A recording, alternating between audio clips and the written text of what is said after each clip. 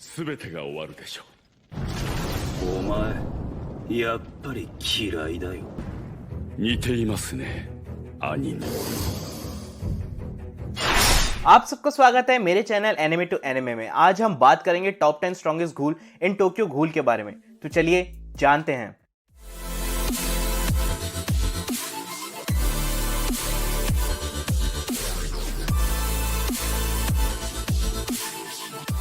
तो यार आप सब लोगों के लिए अटैक ऑन टाइटन से रिलेटेड एक गुड न्यूज और एक बैड न्यूज है।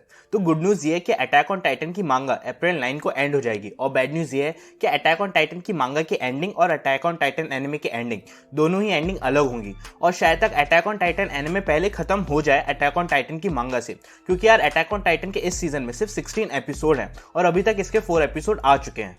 तो वीडियो स्टार्ट करते हैं। तो घूल एक स्पेशल स्पीशीज है in the world of Tokyo Ghoul, जो दिखती तो ह्यूमन बीइंग जैसे है, बट वो बहुत ही ज्यादा डिफरेंट होते हैं, जो सिर्फ ह्यूमन बीइंग के फ्लैश खाते हैं इन ऑर्डर टू सर्वाइव।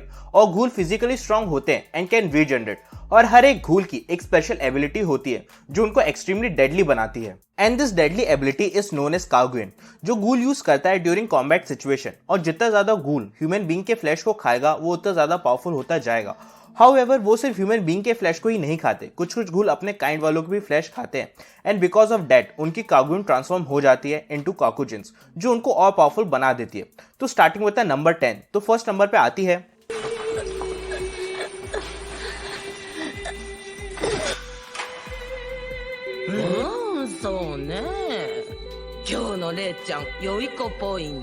तो 10th नंबर पे है बिग मैडम। तो बिग मैडम फर्स्ट इंट्रोड्यूस्ड हुई थी टोक्यो घूल के ऑक्शन आर्क में, और ये रिवील हुआ था शी वॉज द वन जिसने जू उजू को as a human pet raise किया था, and she tortured him greatly. और ड्यूरिंग सीसीजेस की रेड में जो ऑक्शन हाउस में हुई थी, तो ये मेन टारगेट थी ऑफ द ऑर्गेनाइजेशन, बिकॉज ये सीसीजी से काफी टाइम से बच के भाग रही थी। तो ये पोजेस करती है बाइकाकू कागुएन को, जो वो यूज कर सकती है to attack her opponent from long distance, और ये पोजेस करती है great deal of physical strength को।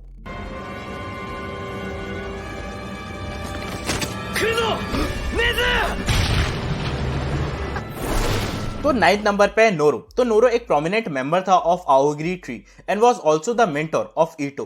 तो ये पोजेस करता था bikaku kagune and kakuja as well, और इसके रीजनरेशन बहुत ही हाई लेवल की थी even compare to the normal ghoul, इतनी कि वो अपने हेड के वूम को कुछ ही सेकंड में हील कर सकता था। और नोरो की strength was pretty insane, consider होता था one of the strongest member of Aogiri tree, and he was able to fight against Quinx and Eto Scott all by himself. ओई किसामा, नानी मनो दा?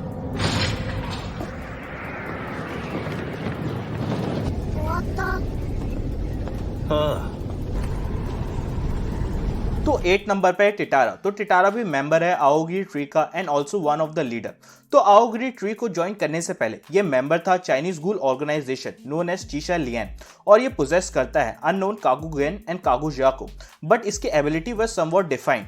तो इसकी कागुजा प्रोड्यूस करती है फायर को जो एक्सटेंड हो सकती है 400 डिग्री सेल्सियस तक, जो प्रीटी पावरफुल है। और इसने काफी सारे सीसीजी इन्वेस्टिगेटर से भी फॉट किया है, but ultimately he met his end by the hands of Takizawa. Yeah. お姉ちゃんを傷つけないで。お父さんとお母さんをそんな風にしないで。तो 7 number पे हिनामी। तो हिनामी डॉटर है असाकी और रियोको की। तो इसने सर्व किया था as the member of Anteiku for quite some time, और बाद में इसने ज्वाइन कर लिया था कैनी की ऑर्गेनाइजेशन को एंड नेम्ड गोट। तो ये पोजेस करती है ड्यूअल कागुनेन एबिलिटीज को। तो फर्स्ट है रिकाकू, जो यूज करती है एज ऑफेंसिव पर्पसेस के लिए, और सेकंड है कोकाकू, जो एक्ट होती है एज अ डिफेंसिव एबिलिटी, जो प्रोटेक्ट करती है उसे from any powerful attack such as higher mind blast. この世はサーカス。すべては楽しい無意味。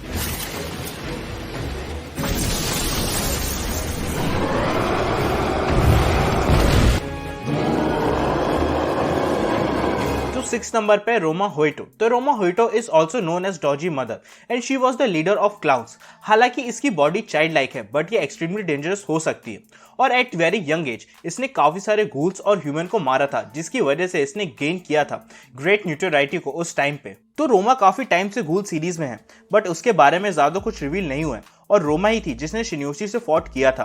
तो शिन्योशी कंसिडर्ड होता है एक्सट्रीमली पावरफुल।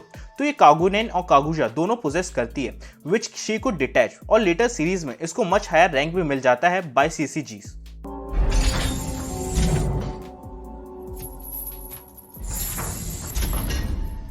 おやおや、誰かと思えば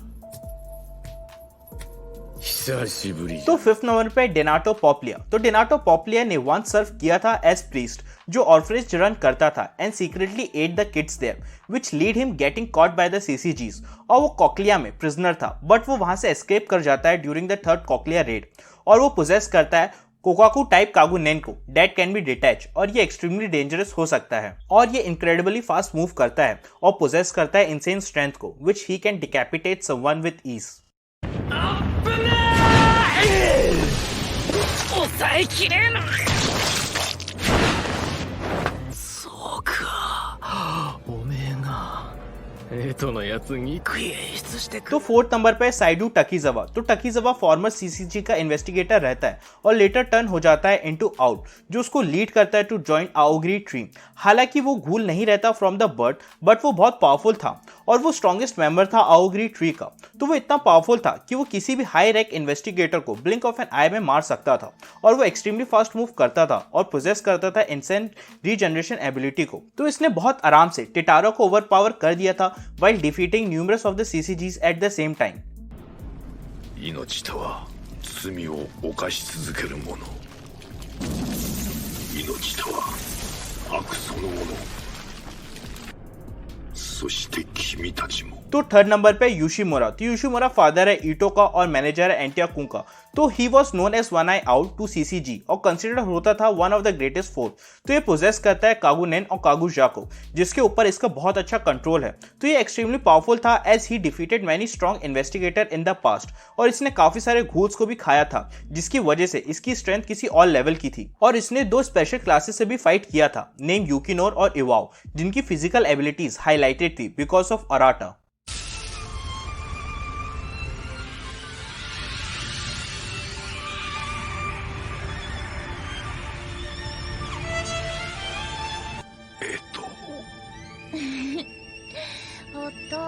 तो सेकंड पे है ईटो यूशिमुरा। तो ईटो भी नोन होती थी एज वन नाइट आउल और लीडर थी आओग्री ट्री की एंड डॉटर थी यूशिमुरा और यूक्रेन की, और one of the most powerful character थी इन द सीरीज, और इसने काफी बार प्रूव भी किया था। She was able to fight against like Arima and Kaneki throughout the series, और इसकी रीजनरेशन पावर इंसेन थी। जैसे इसने अपनी बॉडी को रीजनरेट कर लिया था दैट वॉज डिस्ट्रॉय बाय फ्रूटा जब ये दोनों फाइट कर रहे थे, और ये उन कुछ घूल्स में आती है जिनको एसएस रैंक दिया गया था। 夢は